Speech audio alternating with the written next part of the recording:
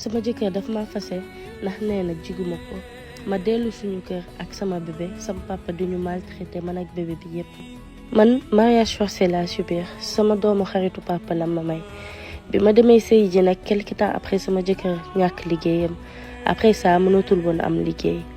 sama 2 ans et demi de mariage yi ma def yépp sama jëkkër amul liggéey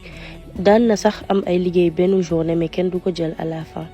depuis boobu nag ñu ne dama ay gaaf ci kër gi chaque jour ma ci dégg lu ma metti mais musuma fee xuloo kenn ndax konte dañ ma doon sikkal bëgguma fi woon def loo xamante ne day gën a aggraver sama cas. par la suite sama jëkkër ne daf may fase du jour au lendemain comme ça instant yi ma bëggee fase boobu sama doom mu ngi am 1 an.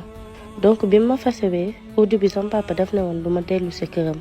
mais sama yaay moo wax ba sama papa ne mën naa ñëw mais man ak sama bébé biñ fi àndee instant yooyu sama bébé 1 an la am instant yi may wax ak yéen sama doom amagul sax 2 ans mais sama papa sama doom rek lay jéppi même buy lekk sax day ñëw naan ko looy lekk nii mel ni sa papa moo jënd lii te sama doom 2 ans rek la am lekku fi loo xamante ne rëy na wala bëri na. des fois dama naan damay jóg uti ji liggéey comme ça ma subvenir samay besoins yu doom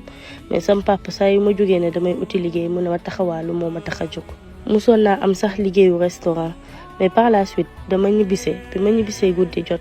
sama papa génn samay bagage ci biti ne bu fekkee taxawaalu moo ma fi andi naa génn man ak sama doom ñu dem fu ñu xam. depuis boobu ma bàyyi liggéey boobu